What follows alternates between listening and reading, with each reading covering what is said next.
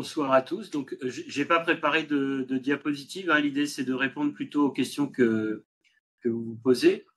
Donc, Béatrice m'avait demandé de parler des nouveautés, des innovations en transplantation. Donc, moi, je vois plusieurs sujets de discussion possibles.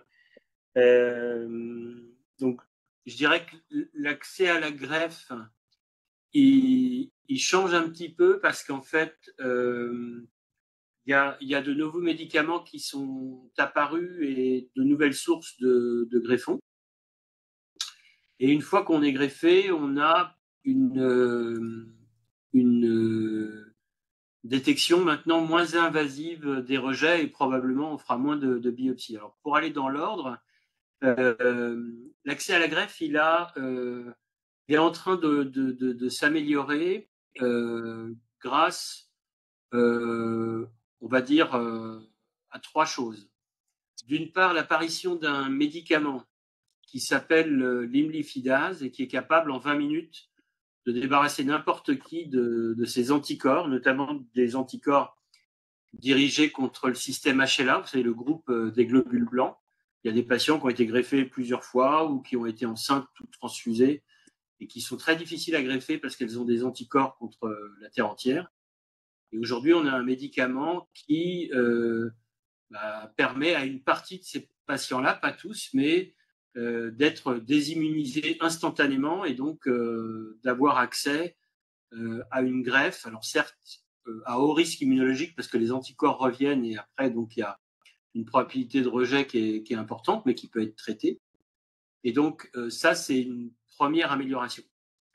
Après, la deuxième raison pour laquelle l'accès à la greffe s'améliore ou va s'améliorer, c'est que le projet de l'Agence de biomédecine d'augmenter le nombre de donneurs vivants grâce à la procédure dite de don croisé prend petit à petit de l'ampleur et ça reste encore une activité très modérée. Voilà. Donc, pour faire très court, hein, le don croisé, c'est la situation où quelqu'un en attente de greffe a un donneur vivant, mais ce donneur est incompatible avec lui ou elle. Et donc, on essaye de trouver un autre couple dans la même situation en France. Et les deux donneurs sont prélevés le même jour, mais donnent à des receveurs d'une autre ville qu'ils ne connaîtront jamais. Ils ne connaîtront même pas la ville. Parce qu'ils sont compatibles avec ce receveur. Donc c'est une procédure un petit peu sportive, un peu longue à organiser, mais qui permet de faire des greffes à partir de donneurs vivants à des gens qui ont un donneur incompatible avec eux. L'autre chose, alors ça peut vous sembler un peu le futur, mais en fait c'est probablement un futur proche, puisqu'aux États-Unis c'est déjà le présent, c'est de tenter d'augmenter carrément beaucoup le nombre de greffons disponibles en le prélevant chez des cochons génétiquement modifiés.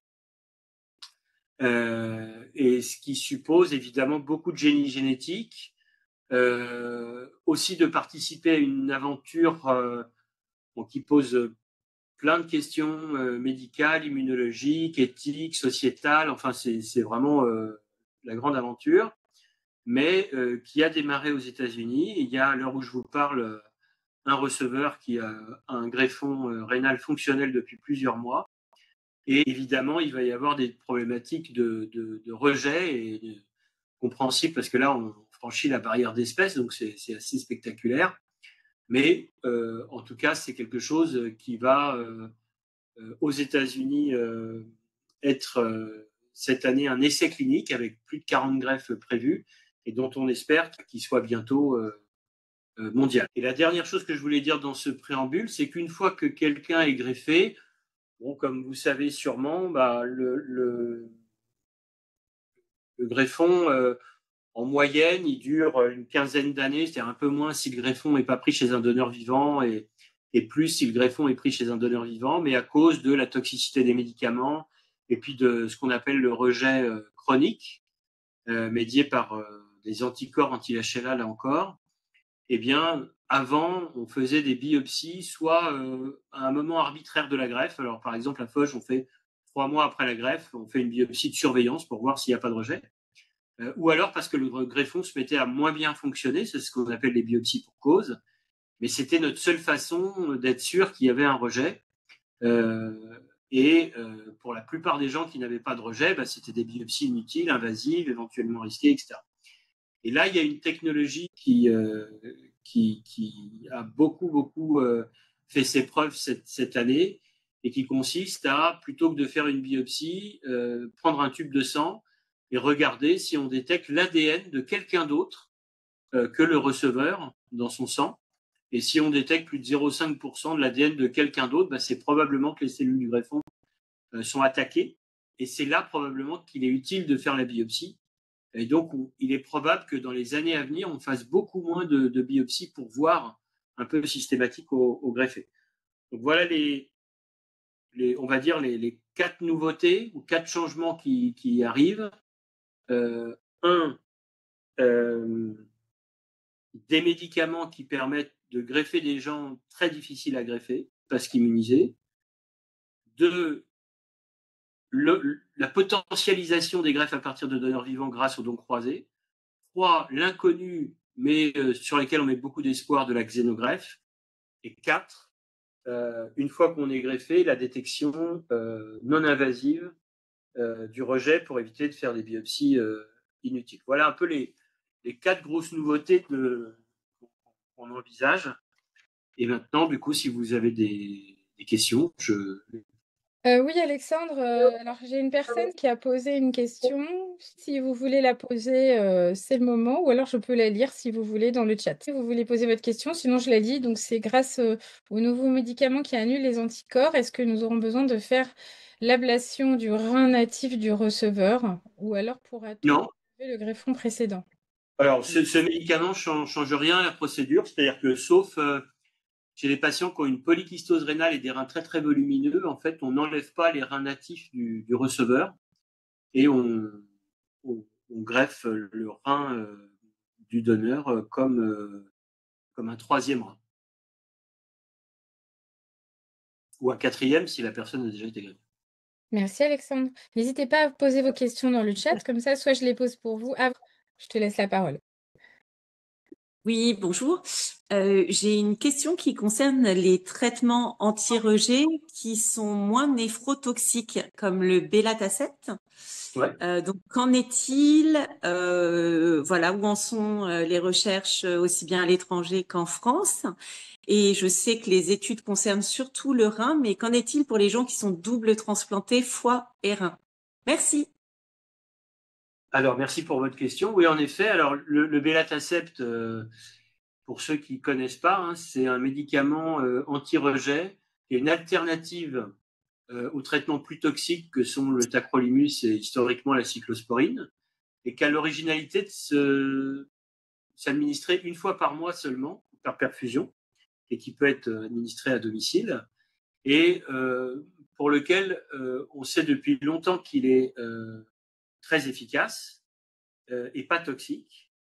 Mais pendant plusieurs années, on n'a pas pu l'utiliser parce que il n'y a pas eu d'accord de prix entre l'industrie pharmaceutique qui le produisait et l'État. Et du coup, le médicament, pour faire court, était très difficile d'accès. Maintenant, le médicament est accessible et du coup, on convertit énormément de gens vers le belatacept parce qu'en effet, il est efficace et beaucoup moins toxique. Il augmente, tous les médicaments ont leur effet secondaire, donc il augmente un petit peu le risque infectieux viral, mais on peut espérer que sur le plan rénal, il va permettre que les greffons durent plus longtemps. Donc on convertit beaucoup de patients au belatacept aujourd'hui, et vous pouvez penser que bon, avoir une perfusion, c'est plus désagréable que prendre des médicaments. Mais en fait, finalement, c'est relativement facile encore une fois, à administrer à domicile. Et puis nous, on est sûr comme ça de la compliance, c'est-à-dire que les médicaments sont bien pris. Donc finalement, c'est une vraie alternative. Alors, Donc, oui, il se prescrit de plus en plus. La question que vous posez, elle est un peu compliquée parce que vous dites, voilà, est-ce que c'est que en néphrologie ou est-ce que pour les autres greffons, c'est aussi prescrit? En fait, ça dépend un peu des équipes. C'est-à-dire, moi, je sais qu'à Foch, c'est un gros centre de transplantation pulmonaire et quand le greffon est vital, par différence avec la néphrologie, puisque là, le greffon rénal, quand il ne marche plus, peut être substitué par un traitement par dialyse. Quand le greffon est vital, il faut vraiment être sûr de ne pas prendre un risque immunologique déraisonnable. Du coup, le belatacept reste une option, par exemple pour les greffés pulmonaires ou les greffés reins et poumons. Vous posez la question sur reins et foie, mais ça reste une option, mais qui est un petit peu plus discutée qu'en néphrologie, où on a des études plus anciennes qui ont montré l'efficacité du médicament, alors que quand l'organe est vital, il n'y a pas les grosses études qu'il y a eu dans le rein.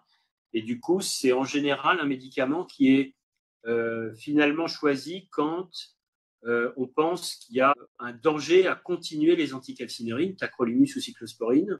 Et par exemple, quand il y a une insuffisance rénale des reins natifs dus à la toxicité des médicaments immunosuppresseurs. Donc, par exemple, un greffé pulmonaire, mais pas rénal, qui dégraderait ses reins, c'est là qu'on va, par exemple, discuter avec les pneumologues de convertir au belatacept pour protéger ses reins natifs. Donc, c'est un peu compliqué.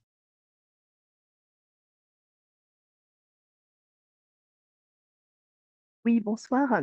Je voudrais savoir, s'il vous plaît, professeur, si une bithérapie bêta-forticose est envisageable à 18 mois de greffe lorsqu'on veut éliminer la prednisone, en l'occurrence, si elle est parfaitement insupportable. Et je voudrais savoir aussi, s'il vous plaît, si pour la surveillance, il est mieux de doser les chimiokines ou le cell-free DNA. Je pense que c'est le cell-free DNA dont vous parliez tout à l'heure, Ouais. dans la mesure où on pourrait avoir, même à 18 mois de greffe, 9 mois avant, une inflammation du rein. Mais quand la créatinine reste stable, autour de 90, avec pas d'anticorps antidonneurs et pas de protéinurie. Voilà, ma question porte vraiment sur cet aspect de bithérapie quand la prednisone, en l'occurrence, est parfaitement insupportable à tous les niveaux. Ok. Donc, je vais commencer par répondre à la deuxième question parce que c'est plus simple. Effectivement, le dosage des chémokines dans l'urine d'un greffé rénal et un autre test non invasif qui permet de repérer une inflammation et donc peut-être un rejet. Mais c'est un test qui est moins spécifique du rejet, c'est-à-dire qu'il peut y avoir des chémokines qui s'élèvent dans l'urine parce qu'il y a une infection urinaire ou d'autres choses. Et du coup, ce qui est pressenti aujourd'hui, y compris par ceux qui dosent les chémokines urinaires, c'est que le cell-free DNA va devenir plutôt le test de référence et, on va dire, dépasser son intérêt, en tout cas les chémokines urinaires. La question que vous posez maintenant sur le traitement, puisque je vous ai dit que les belatacept pouvaient remplacer les anticalcinérines, c'est est-ce qu'on peut remplacer, si j'ai bien compris, la prednisone par du belatacept. Alors là, il y a deux... Pas exactement, excusez-moi, professeur. En fait, c'est quand on est déjà sous belatacept depuis un an, Oui. Et Mifortic, en montant les doses de Mifortic, est-ce qu'on peut progressivement éliminer la prednisone, sachant qu'elle est déjà en décroissance? Oui, alors en fait, c'est pas forcément dépendant de la dose de Mifortic, c'est-à-dire que ce qui compte pour ce médicament, c'est que vous soyez bien exposé aux médicaments. Et alors le problème du Mifortic par rapport au Cellcept, c'est qu'on ne peut pas mesurer simplement l'exposition aux médicaments, mais bon, pour les patients qui sont sous Cellcept, qui est un cousin, si on voulait éliminer la prednisone, le plus important, ce serait justement de vérifier qu'on est bien exposé aux médicaments pour sécuriser l'arrêt de la prednisone. Parce que ce que vous devez tous savoir, c'est que si vous êtes greffé aujourd'hui et que le risque de rejet est faible, on essaiera toujours d'arrêter très très vite les corticoïdes, c'est-à-dire dans la première semaine.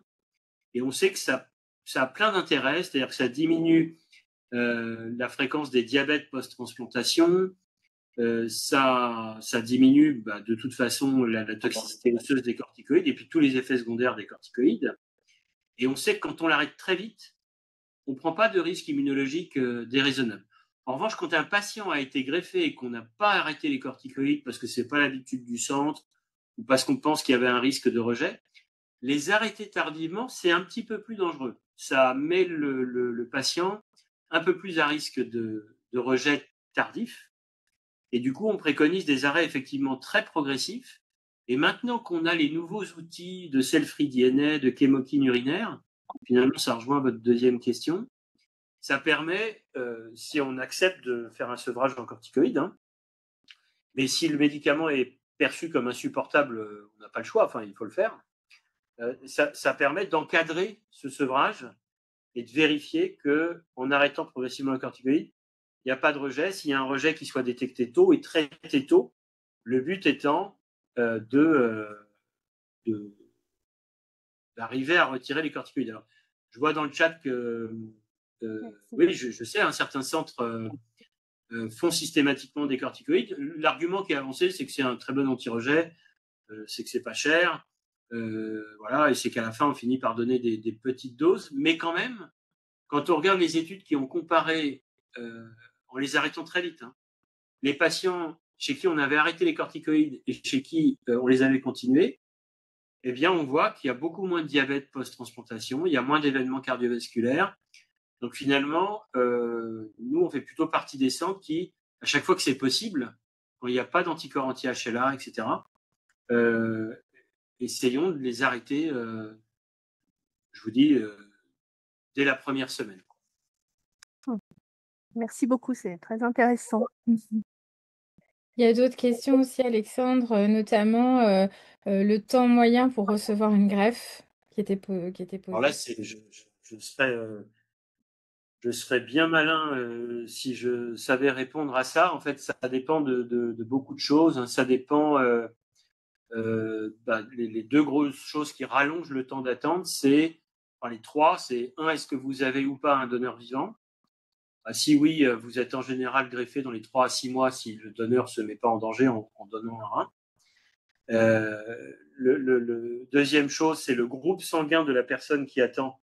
Parce que si vous avez un groupe rare, le groupe B par exemple, et que vous attendez un rein du groupe B, comme c'est un groupe rare, il y a moins de donneurs B et donc les patients qui sont du groupe B, on leur donne en général l'information qu'ils vont probablement attendre au moins 5 ans. Et si au contraire vous avez un groupe fréquent, comme le groupe A qui est le plus fréquent, on leur dit en général 2 ans. Mais tout ça est à nuancer par l'existence ou pas d'anticorps anti-HLA. Donc je redis, mais vous connaissez le groupe des globules rouges, mais les globules blancs ont aussi un groupe, le groupe HLA. Et si vous avez été transfusé, enceinte ou greffé, vous avez pu développer dans votre vie des anticorps anti-HLA. Et si vous avez des anticorps anti-HLA, eh bien, on refusera en général de vous greffer le rein de quelqu'un contre lequel vous avez un anticorps. Ce n'est pas tout à fait vrai parce qu'on a un petit seuil de tolérance quand même. Enfin, si vous avez beaucoup d'anticorps anti-HLA, si vous êtes immunisé contre beaucoup de monde, votre accès à la greffe, il peut être compromis, voire très compromis. Donc, on n'est pas capable, malheureusement, devant même un individu, de lui donner une information très claire. Par contre, ce qu'on peut lui dire, ce qu'on ne pouvait pas faire il y a 10 ans, c'est que qu'il habite Amiens, Paris ou Marseille, aujourd'hui en France, normalement, son temps d'attente ne doit pas dépendre de son centre de greffe, puisque la règle de répartition a changé pour garantir l'équité sur le territoire. Merci Alexandre. Je vous propose de prendre la question et puis après de retourner dans le chat avec d'autres questions qui sont déjà présentes. Donc je vais prendre la question. Je te remercie beaucoup Béatrice, surtout que je rebondis juste Alexandre. Effectivement, je vois dans le chat, mais moi c'est ce que je prends, 5 mg seulement de prednisone. Ce que vous avez expliqué auparavant est quand même vrai. On est quand même confronté à possiblement du diabète ou des problèmes. Ouais, même avec une petite dose comme ça. Ah oui, c'est sûr. Ouais. Non, il est démontré que un sevrage rapide en cortisone rend service aux patients. Ça diminue le diabète et le risque cardiovasculaire, qui est quand même majeur. Ok, bon, j'en parle. Évidemment, parce que je vois une question dans le chat, là, Béatrice, tu allais probablement en parler, mais vous pouvez être greffé d'un rein ou d'autre chose et avoir une autre indication aux corticoïdes. Là, je vois quelqu'un qui parle du purpura rhumatoïde. Si vous avez un lupus ou une maladie auto-immune, votre médecin va probablement vouloir maintenir des corticoïdes pour que votre maladie auto-immune qui éventuellement a causé la perte de vos reins reste quiescente, ne se réveille pas. Pas forcément, il n'y a rien d'obligatoire, mais ça peut être évidemment plus complexe encore. Merci Alexandre. Du coup, il y a deux autres questions, notamment une sur si il est utilisé aujourd'hui la chirurgie robotique pour l'opération de la greffe de rein. Ouais, alors nous, alors en fait, en chirurgie en général, hein, il y a eu un virage majeur là, ces 10 dernières années avec l'apparition des robots, donc évidemment assistés par des chirurgiens, hein, mais qui a énormément sécurisé euh, toutes les chirurgies et qui sécurise aussi beaucoup la greffe à partir de donneurs vivants. Quand je dis que ça la sécurise beaucoup, ça sécurise beaucoup le prélèvement chez le receveur, chez le donneur, pardon. Et je sais qu'à Foch, nous, par exemple, tous les donneurs sont prélevés au robot. Pour les receveurs, ce qui se développe là, c'est l'utilisation du robot pour des chirurgies difficiles, en particulier si le receveur est obèse. Vous savez peut-être, hein, mais que quand on est obèse et que l'obésité est mal répartie, enfin en pratique dans le ventre, la chirurgie est plus profonde, plus longue, et du coup il y a des gens qui sont contre-indiqués pour la greffe de façon temporaire tant qu'ils n'ont pas maigri, parce qu'on a peur que la chirurgie soit longue au point que le greffon souffre de l'ischémie tiède, comme on dit, et reprenne jamais sa fonction. Le robot va probablement permettre dans les années qui viennent d'améliorer l'accès à la greffe rénale chez les patients obèses en sécurisant et fluidifiant la chirurgie. Donc, oui, le robot est là, permet de prélever les donneurs avec énormément de sécurité et permettra probablement de greffer d'autres types de patients à l'avenir. La difficulté du robot, hein, je suis désolé, ça va être un peu technique, mais c'est que c'est idéal pour une chirurgie programmée, donc par exemple une greffe à partir de donneurs vivants. Mais si c'est une chirurgie non programmée, par exemple la greffe à partir d'un donneur qui est en état mort cérébral, en fait là le robot est très peu accessible parce qu'en fait dans les centres il n'y a pas 15 robots, en général il y a 1 ou 2 robots par centre. Tous les créneaux sont déjà réservés par les chirurgiens qui ont l'habitude du robot. Et du coup, on ne peut pas aujourd'hui rajouter une activité urgente de chirurgie robotique. Donc pour l'instant, ça reste entre guillemets réservé aux chirurgies programmées et donc aux greffes à partir de donneurs vivants.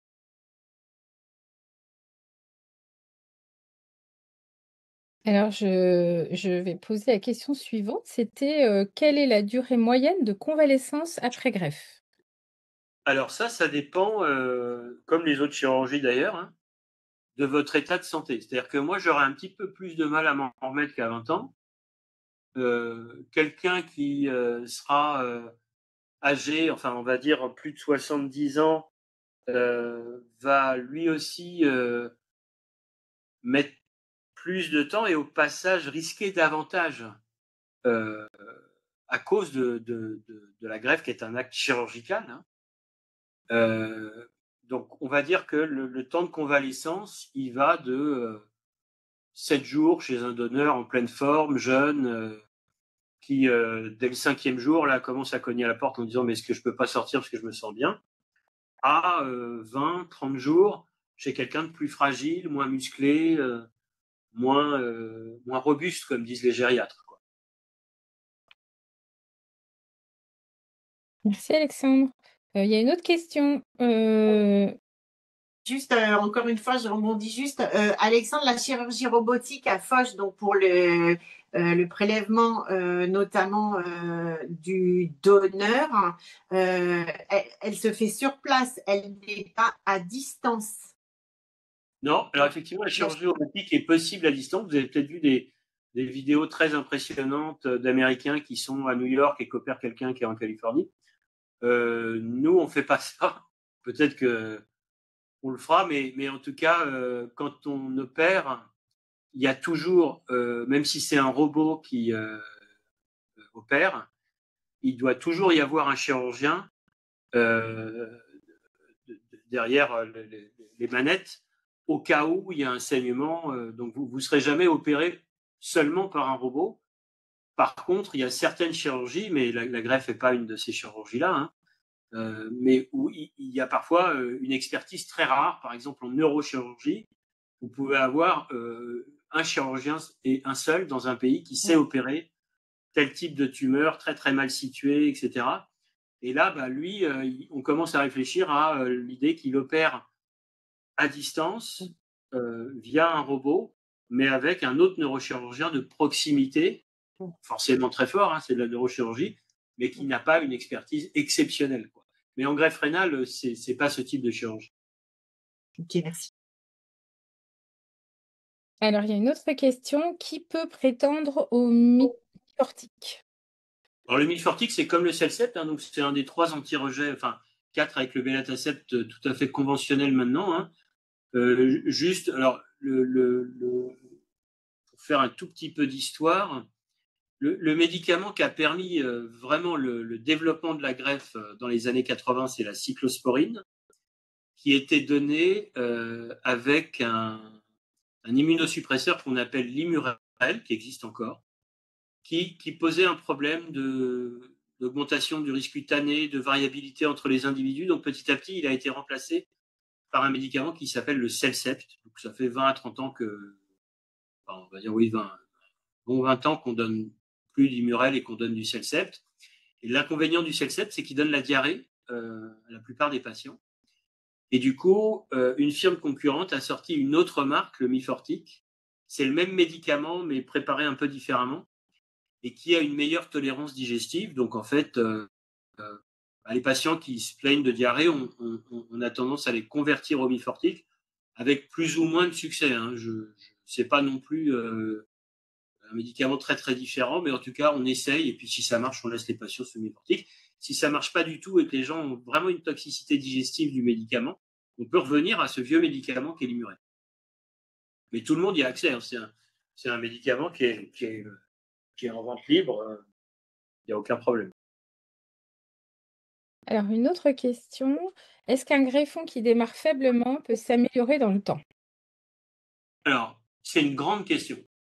C'est une question très très importante. Bon, moi, je trouve que c'est mon sujet de recherche ou de travail, si vous voulez, mais quand vous êtes greffé d'un rein, il y a 3 scénarios. Il y a le scénario idéal où le rein reprend immédiatement sa fonction. Du coup, vous sortez de dialyse et puis assez rapidement, hein, on a dit, on s'est à 15 jours, on va rentrer chez soi et on sera suivi au long cours. Il y a une deuxième situation en miroir qui est le rein ne reprend pas sa fonction parce qu'en fait, il est resté longtemps dans la glace ou il a fallu pas mal de temps pour le brancher aux artères, veines, vessies du receveur. Donc, il s'est réchauffé, il y a des cellules qui sont mortes et tout ça. Le rein va devoir se réparer tout seul et en général, en une dizaine de jours, reprendre sa fonction. Et pendant ces 10 jours, on peut être amené à faire 1, 2, 3 séances de dialyse. C'est une situation un peu angoissante parce que le receveur a toujours peur que le rein reparte jamais. Alors ça, c'est exceptionnel, mais enfin, ça arrive quand même. Et donc, on est toujours content quand le 10e jour, le malade reprend une duresse, puis une fonction. C'est ce qu'on appelle la reprise retardée de fonction, c'est-à-dire qu'il a fallu dialyser le patient dans la première semaine.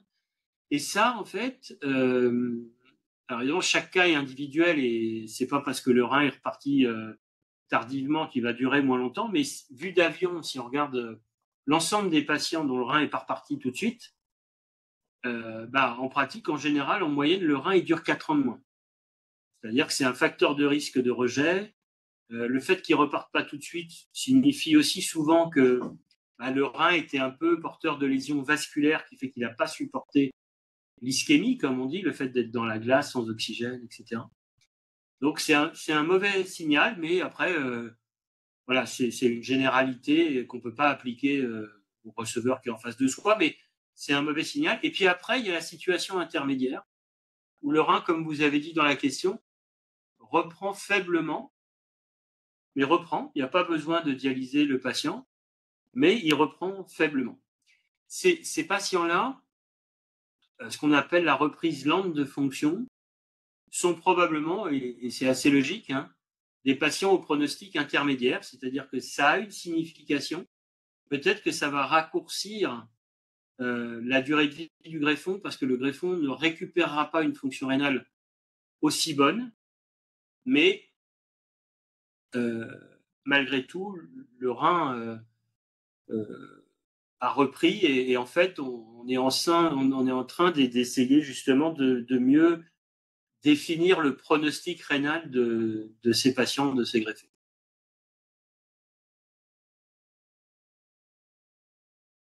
Merci Alexandre. Donc, il y a encore quelques questions.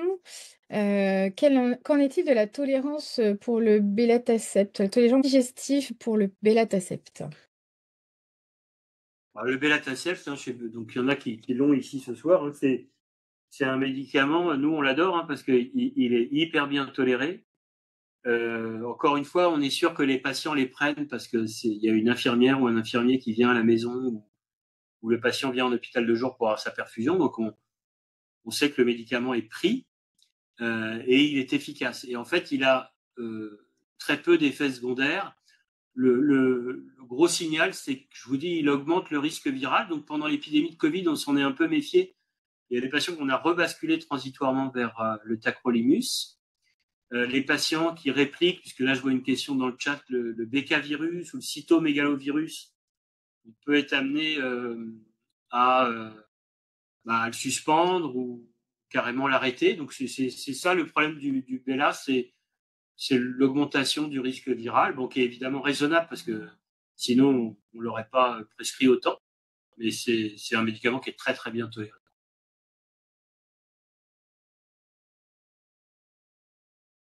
Et super, merci. Et aussi par rapport à la xénogreffe, c'est vrai que est-ce qu'il existe du coup une ferme qui permet d'élever les animaux dans ce sens-là? Est-ce que c'est de l'info ou de l'intox en France? Cochon français. Ouais, le cochon pour la xénogreffe français. Ce qui est réel aujourd'hui, c'est la greffe à partir de cochons, encore une fois, produits par génie génétique, élevés dans des fermes, enfin dans une ferme américaine, et la Chine aussi a commencé. On a moins d'informations, mais en tout cas, elle a commencé. Et du coup, il y a une question là qui est ouverte aujourd'hui, qui est une question presque politique, qui est est-ce que on essaye de s'associer à l'effort de recherche en cours aux États-Unis avec la perspective qu'un jour ces entreprises américaines développent une usine en France de production de ces cochons génétiquement modifiés pour donner accès dans les pays européens à ces xénogreffons. C'est sûrement quelque chose qu'il faut faire, c'est-à-dire qu'il faut probablement participer à l'aventure. Je sais qu'on a un de nos chirurgiens qui part à New York dans quelques mois pour monter dans le train, on va dire, et puis revenir avec l'expertise qu'il faudra si c'est la piste que choisit le gouvernement. Et une autre piste, qui n'exclut pas la première, est de dire, finalement, on sait les gènes qu'il faut enlever chez le cochon, on a des vétérinaires et des scientifiques qui sont capables de faire de l'editing génétique pour produire ces bêtes. Et donc, on investit sur la création de cochons génétiquement modifiés pour pouvoir greffer en toute autonomie des patients français en attente de greffe. Alors ça, il faut sûrement le faire. Après, il faut garder en tête ce que disent les Américains, que chaque étape est très très longue, les étapes scientifiques, mais aussi les étapes administratives, éthiques, parce que malgré tout, ça soulève beaucoup de questions d'éthique. Et je pense qu'il ne faut pas être naïf et croire que on va ouvrir une usine, demander à des chercheurs de faire des cochons génétiquement modifiés, produire des cochons en masse, les greffer très vite, et puis que dans 2 ans, on en soit au même point que les États-Unis. Il est très probable que si l'État français décidait d'investir l'argent qu'il faut pour mettre en place ce programme, et là c'est énormément d'argent, hein. Bon, vous avez compris qu'en ce moment, c'est pas trop l'ambiance de dépenser énormément d'argent pour la santé ou pour d'autres choses. Mais mettons que l'État décide de mettre l'argent sur la table. Les Américains, ils disent que le minimum, c'est 10 ans pour arriver à faire une première greffe. Et je suis pas sûr qu'en France, on les batte, parce que nos étapes réglementaires, elles sont aussi très très longues.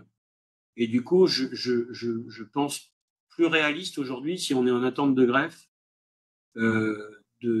d'espérer être greffé avec un organe d'un cochon américain, entre guillemets, mais qui pourrait être élevé en France, mais pour l'instant produit par une filiale américaine, qui, évidemment, ne soyons pas naïfs non plus, hein, fera aussi payer très très cher à l'État français l'organe américain. Donc, dans tous les cas, je pense qu'il faut jouer sur les 2 tableaux.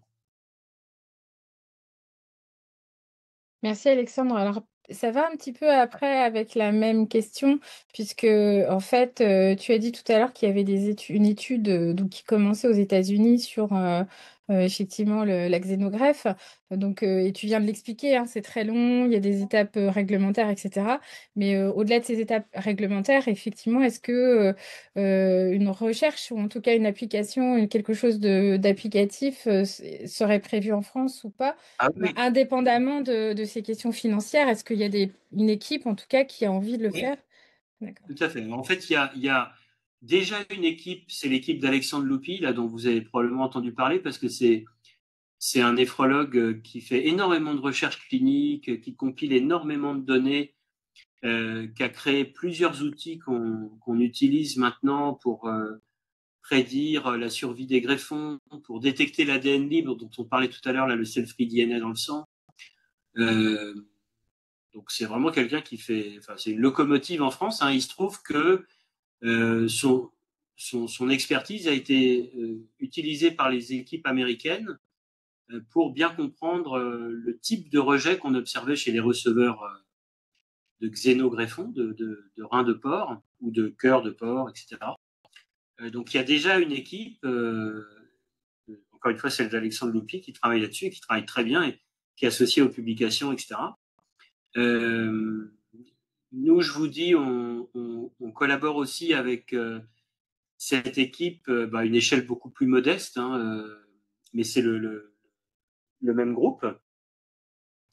Donc je pense et puis il y a des équipes en France qui, notamment je pense à l'équipe de Nantes, qui est très très impliquée depuis très longtemps dans la recherche translationnelle, comme on dit, pour arriver à faire réussir ces xénogreffes. Donc là, la France est dans le coup. Après, pour l'instant, elle est dans le coup comme partenaire ou chercheur dans des projets français. Mais c'est déjà bien d'être sur la photographie, quoi. Ce qu'on voudra, évidemment, et c'est pour ça que nous, on a demandé à un de nos chirurgiens de partir à New York. Ce qu'on veut, c'est que s'il y a une étude dans 1 an qui donne accès à des xénogreffons, enfin des receveurs à des xénogreffons, que la France puisse participer et qu'il y ait des gens qui sachent le faire. Donc, je vous dis, nous, on jouera sur les deux tableaux. Merci Alexandre.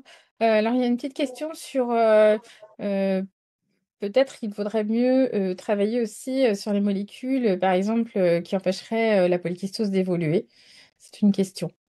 Ouais, alors évidemment, puisque tout ça est quand même très lourd, hein, la xénogreffe, le risque élevé de rejet, les médicaments anti-rejet qui rendent quand même plus vulnérables, etc. Le but, évidemment, c'est de diminuer la proportion de patients qui arrivent en insuffisance rénale terminale, comme on dit, c'est-à-dire dépendant de la dialyse ou de la greffe. Et là, il y a quand même une petite bonne nouvelle, c'est que d'une part, on est déjà à un moment où l'incidence de l'insuffisance rénale terminale baisse. Là, cette année, on est à moins 2%. Alors, c'est probablement multifactoriel, hein. Il y a le fait que la néphroprotection, c'est-à-dire l'utilisation de médicaments qui protègent les insuffisants rénaux, s'est enrichie d'une classe médicamenteuse, là, les glyphlosines, depuis 3-4 ans. Donc, on sait mieux ralentir la progression de l'insuffisance rénale. D'autre part, il y a des systèmes de télésurveillance qui permettent de mieux capter les signaux de dégradation et donc d'intervenir quand il y a des épisodes aigus ou quand des patients se dégradent assez vite. Donc il y a déjà un petit progrès et d'autres progrès sont à venir parce qu'évidemment, ce qu'on voudrait, c'est avoir des traitements spécifiques de telle ou telle maladie. Aujourd'hui, en consultation, quelqu'un qui a une polykystose rénale, on lui dit, bon, écoutez, c'est génétiquement déterminé, on va faire ce qu'on sait faire, c'est-à-dire contrôler la tension, s'il y a une protéinurie, la diminuer, mais de toute façon, vos gènes font que vous allez vous dégrader, etc. On aimerait plutôt avoir un médicament qui modifie la progression des kystes à cause de cette variation génétique. Aujourd'hui, on n'en a pas de très efficace, mais évidemment, il y a plein de gens qui font de la recherche là-dessus. Et quand même, la bonne nouvelle, c'est que la maladie la plus fréquente, la néphropathie à IgA, la maladie de Berger, là, fait l'objet de beaucoup de travaux de recherche. Il y a beaucoup d'études qui sont sorties là, ces 2 dernières années qui laissent espérer que dans un an, on aura des médicaments commercialisés qui mettront en rémission la maladie. Et du coup, c'est une bonne question. Hein. Ce qui changera la donne, c'est vraiment de guérir les gens atteints de maladies pour lesquelles aujourd'hui, on n'avait rien de très intelligent à proposer. Merci Alexandre. Je continue à poser quelques questions. Il va nous rester un petit peu moins de 10 minutes, mais donc voilà, une question sur pourquoi la France n'adhère-t-elle pas à la Banque européenne de don d'organes? Joker, la France a décidé il y a longtemps que le pool des greffons serait français et qu'on ne participerait pas au réseau européen des pays d'Europe du Nord qui sont plus petits et qui profitent d'une mise en commun des moyens parce que les listes sont plus petites. Bon, pour plein de raisons, voilà, la France a décidé, c'est pas du tout choquant. En fait, l'accès à la greffe serait peut-être compromis si on ouvrait notre pool de greffons à d'autres pays européens. Donc, en fait, c'est pas quelque chose qu'il faut regretter, je pense, parce que on est un grand pays avec une grande liste d'attente et en fait un vivier potentiel de donneurs en mort cérébrale important. Et je pense qu'on améliorera beaucoup l'accès si on arrive à faire diminuer le taux de refus, qui reste le facteur limitant en France par rapport à d'autres pays indépendants comme l'Espagne. Alors, je passe à la question suivante. Jusqu'à quel âge est-il autorisé de greffer en France? Alors, la recommandation de la Haute Autorité de Santé est de ne pas greffer des receveurs qui ont plus de 85 ans. Alors évidemment, c'est déjà des gens qui ont dépassé l'espérance de vie des hommes et des femmes. Donc c'est sûrement un seuil raisonnable. Nous, je sais qu'à Foch, comme c'est quand même un peu plus risqué hein, quand on greffe quelqu'un de plus de 70 ans, on a la chance d'être entouré de gériatres et donc tous nos receveurs sont évalués par des gériatres qui, beaucoup mieux que nous, savent si la personne qu'on a en face de nous est robuste au plan physique ou pas, a des troubles cognitifs peut-être débutants ou pas, et que du coup, une chirurgie pourrait dégrader. Donc nous, on est très à l'écoute des gériatres, et même si la loi autorise de greffer jusqu'à 85 ans, on a mis quand même des barrières pour éviter ce que tout le monde a vu, hein, c'est-à-dire des gens qui paraissaient robustes, qui donnaient le change, et qu'on greffe et que la chirurgie précipite parfois dans des états grabataires. Hein. Donc il faut être très très très très vigilant, même si voilà, la loi l'autorise. Après 70-75 ans, il faut bien expliquer les risques et bien s'entourer. Merci Alexandre. Alors encore 2 dernières questions et puis après on va peut-être se dire au revoir. Donc comment fonctionnent les outils de prédiction? Ah, alors je renverrai la question à Alexandre Loupy, Alexandre parce qu'en Loupy. fait, il a fabriqué un test voilà, qui donne une prédiction de survie du greffon grâce aux milliards de données qu'il a accumulées sur énormément de patients. Alors dans ces données, il y a des choses très simples comme la créatinine, la protéinurie, des données de biopsie antérieure, l'existence ou non d'anticorps. Mais là, c'est des mathématiques et c'est lui l'expert. Moi, je serais imposteur si je vous répondais. On va essayer de l'inviter alors. Et du coup, une autre question sur le traitement pour la maladie de Berger peut-il être adapté au purpura rhumatoïde dans les prochaines années? Oui, tout à fait. En fait, il y a au moins déjà une des nouvelles molécules qui est prescrite aux deux, hors AMM, comme on dit, c'est-à-dire hors autorisation. Donc les gens qui ont une maladie de Berger grave ou qui ont un purpura rhumatoïde grave, on peut être amené avec leur accord, hein, puisqu'encore une fois, on sort du Vidal, quoi, si j'ose dire.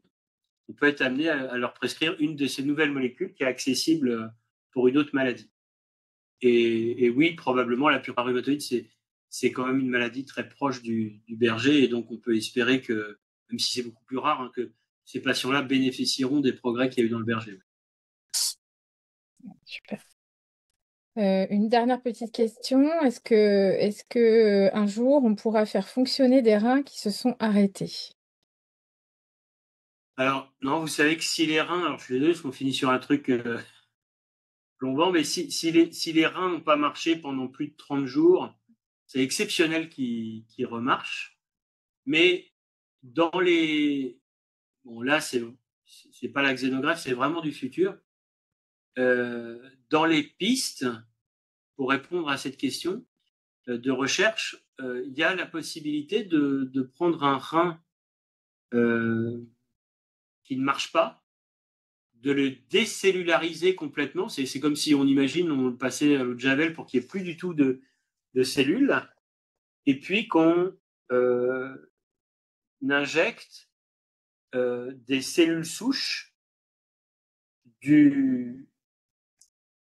de la personne qui avait ses reins qui ne marchent pas, pour qu'elle refasse un tissu rénal sur la matrice du rein qu'on a décellularisé. Vous voyez, on prend l'organe, on le rend complètement inerte, il ne reste plus que le collagène, la matrice, quoi, et on espère que des cellules de la même personne puissent refaire un rein. Ça, c'est ce qu'on appelle les IPS, c'est un espoir majeur, mais qui n'est pas encore au point pour le rein, parce que le rein, c'est un organe très très compliqué, où il y a des tout petits vaisseaux, et on n'arrive pas à aller jusqu'au bout des petits vaisseaux, alors que pour la greffe cardiaque, c'est pas au point, mais c'est déjà plus proche. Ben, écoute, alors après, j'ai une dernière question. Les chimères mises au point par David Sach de L'idée, c'est de greffer un rein et de la moelle osseuse pour que l'organe soit reconnu par le système immunitaire comme un organe du soi, puisque vous savez que c'est les globules blancs, donc de la moelle osseuse, qui disent si une cellule est à vous ou pas à vous. Et donc, c'est une des autres pistes. Bon, là, moi, je suis moins l'expert de ce truc-là, mais de créer des chimères, c'est-à-dire d'avoir deux systèmes immunitaires, un pour vous et un pour ne pas rejeter le greffon qu'on rajoute. C'est en cours, c'est très peu de patients qui ont été greffés aux États-Unis comme ça. Trop peu pour qu'on puisse dire voilà, c'est l'avenir ou c'est pas l'avenir. Mais c'est une autre. Alors le problème, évidemment, c'est que votre propre moelle ne doit pas rejeter l'autre moelle, sinon tout ça tombe à l'eau. Donc c'est un petit peu compliqué. Ben, je crois qu'on va terminer. Si vous n'avez pas d'autres questions, en tout cas, n'hésitez pas. Si vous avez une dernière question, peut-être, n'hésitez pas à lever la main ou à me la partager dans le chat. J'essaie de la... Ah ben non, sinon je vais lire le message d'Isabelle. Passionnant cette réunion. Merci pour l'organisation et merci au docteur Hertig. Vous vulgarisez très bien des concepts complexes. Bon, bah voilà. Merci beaucoup à vous. Sur ces mots extrêmement sympathiques, c'est moi qui vous remercie d'être venu. Merci Alexandre d'avoir dit oui à cette intervention. J'espère que tout le monde a pu avoir des réponses à ces questions.